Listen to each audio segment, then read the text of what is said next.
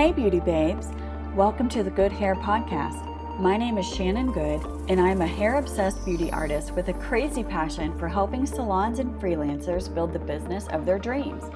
I went from struggling in the salon to living the life I had always dreamed of as a beauty artist, calling my own shots. Now I'm traveling more than ever and doing exactly what I want to do. This is your time. Now is the time to take control of your path. Climb out from under the social gravity of the cookie-cutter life and do what you have always wanted to do. I truly believe that investing in yourself is where great success embraces you. Let's do this together.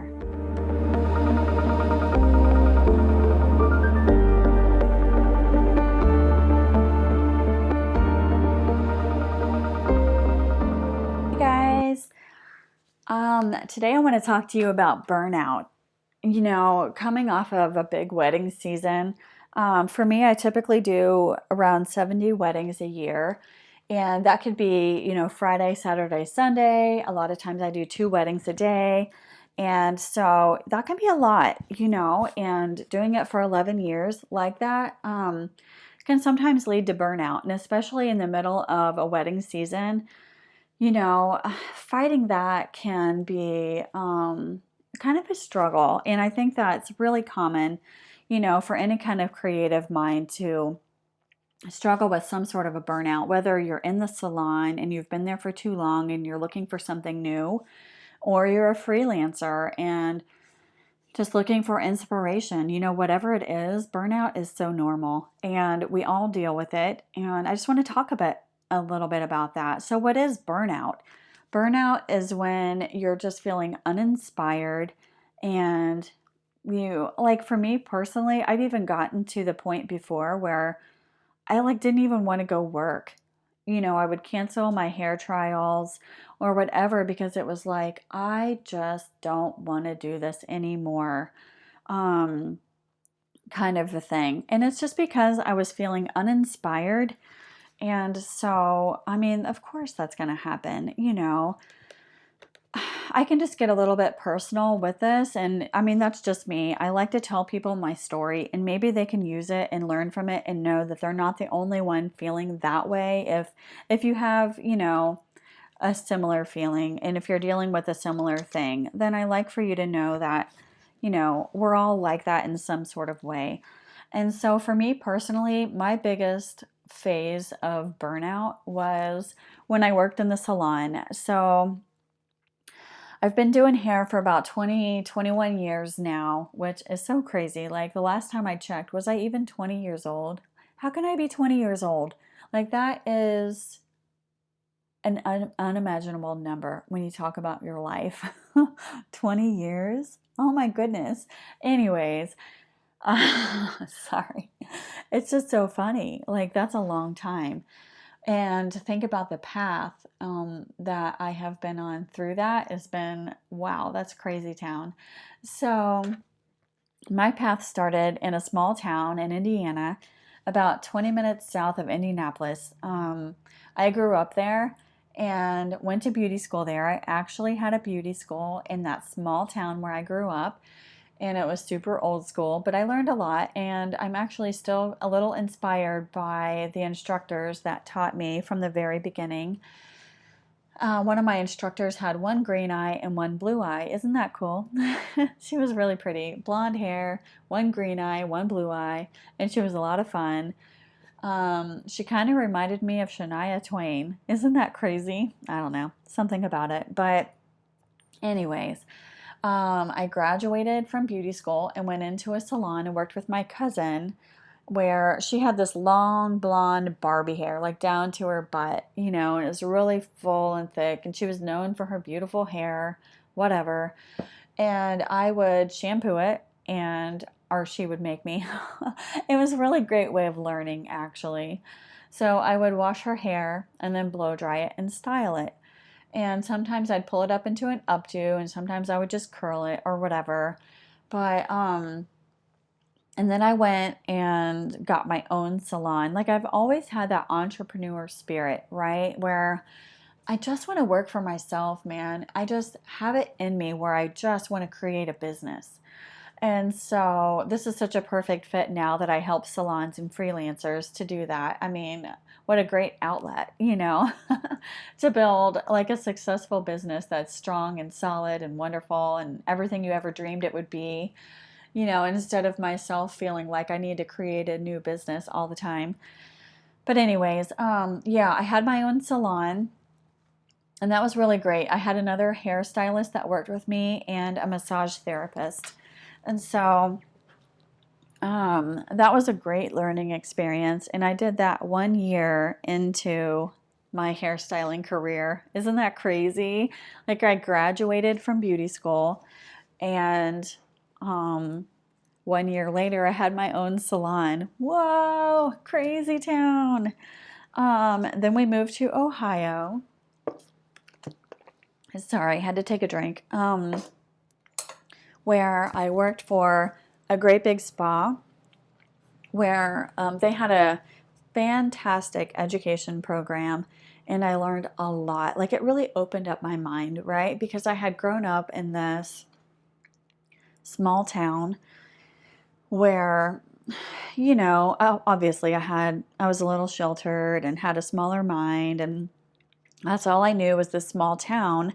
Well, moved to Ohio and worked for this spa and worked for this awesome lady who became like a second mother to me.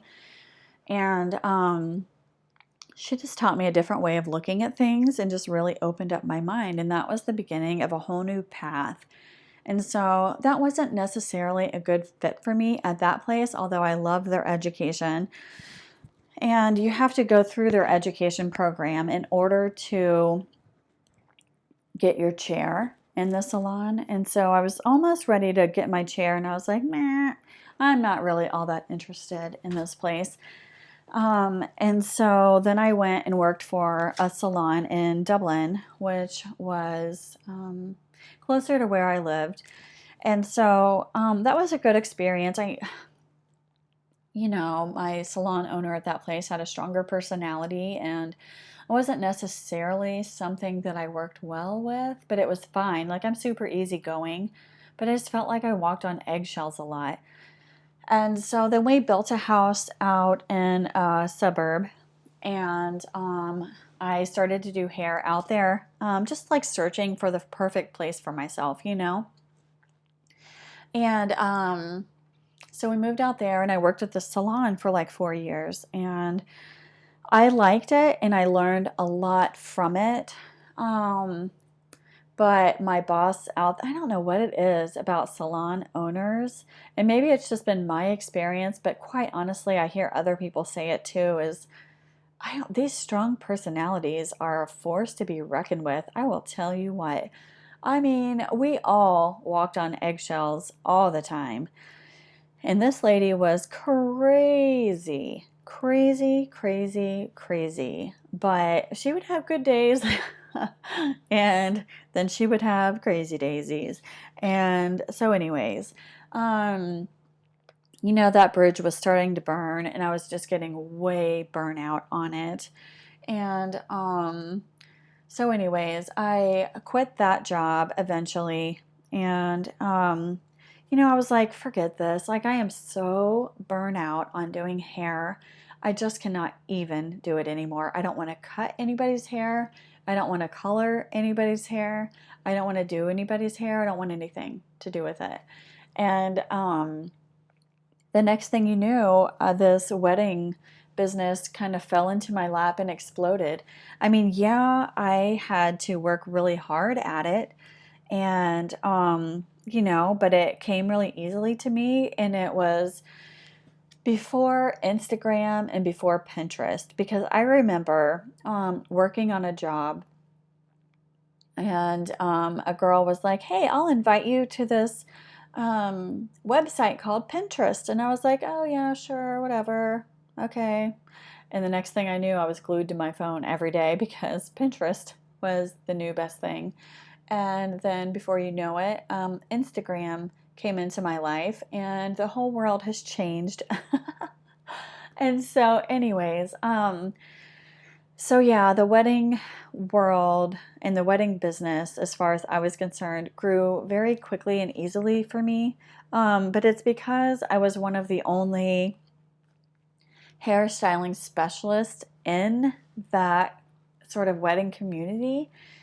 And it wasn't really a very big thing at that point. I mean, it was growing slowly, but yeah, it just worked really well for me, and I was able to connect with wedding vendors all over the city, and it was just amazing. And I'm so grateful for all of those people, and they're all so amazing and like so inspirational in themselves. So I'm really grateful for that. But so for the last 11 years, I've been doing, wedding hair. And there's definitely been times when I've gotten burnout, and especially in the middle of a busy wedding season. And so just searching for inspiration and looking into ways of really enjoying what you do is so helpful. And I don't know, burnout for me comes usually probably August, September, right in the middle of wedding season.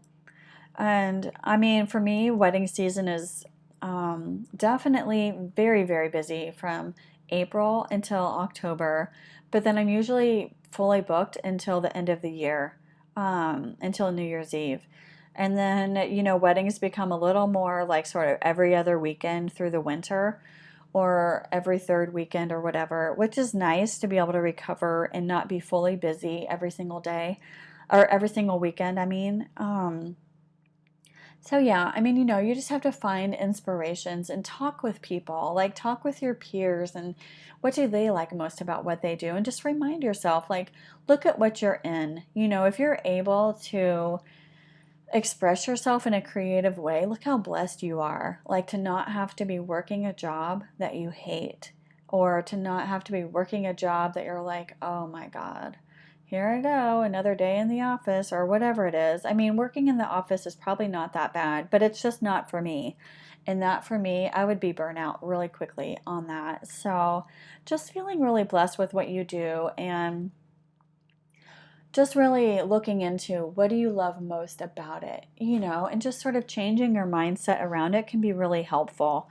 So, that's just a normal thing. It's a normal thing to get burnout, and it's just sort of like an up and down of, and it just depends on your clients too. Like if you have really great, awesome, appreciative clients, or if you have bridezillas, I mean, hello, that would burn me out real fast working with bridezillas. And I've definitely had that experience, and it's not something I want to have again. I do my best to avoid those people, but somehow they find me every once in a blue moon. But anyways, so finding new inspiration, whether it's searching the internet or whether it's just finding somebody that you love their work and shadowing them. I mean, don't be afraid to do that. I have done that. I have found hairstylists who have posted their work on Instagram, and maybe they've worked photo shoots that I was like, oh, that'd be super cool. Or they get to work with a lot of famous people, like that's super cool. And I'll just reach out to them and be like, hey, I've been following you. I love your work. Any chance I could come and just spend a day with you to see what you do? I mean, that in itself is full of inspiration. So I want to encourage you to just reach out to people. And just see if you can connect with them and just follow them or assist them for a day, whatever it is, like how fun is that anyways? And maybe even think about expanding your menu or changing up your menu a little bit and adding something to it or taking away something you don't like to do, and just really explore your menu and what you offer. That could help quite a bit to just change up the monotony of the day to day. And then surround yourself with creative minds.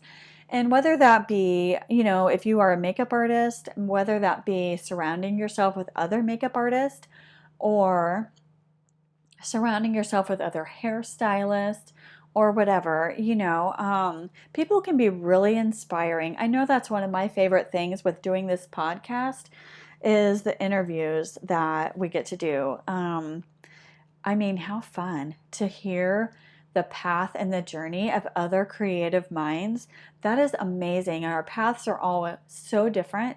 And just to think like how many different ways you can go about getting to one place. We all just want a successful business, and we all just want the freedom of living the life we want to live, right? So I don't know, inspire yourself, go out and find other creative minds. And then maybe just think about, maybe you only do bridal hair.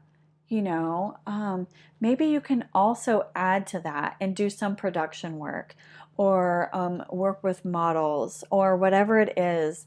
Just really think outside the box and think about how you can change up your services and your day to day, and where you wind up working. Like maybe you work in the salon and you just need some fresh air. Well, then offer maybe one wedding a month on site or something like that. There's nothing wrong with that. And so I just want to encourage you to reach out and definitely connect with me. I would love to hear from you, and let's just talk about it a little bit. You can find me at Goode Hair, GOODE hair, HAIR.com, and email me from there. And also look up my workshops, the Bridal Business Boot Camp, and then we have a membership coming up soon, and that's a lot of fun. And that's going to be something that is more sort of like a subscription, and so you'll have a monthly fee, but we will connect every month and make sure that we are building your business together, and I'll give you homework and things to work on, and that's a lot of fun, and it'll be just a really cool offering for those who are looking for some intensive kind of one-on-one work. So have a really great day and go out and get inspired.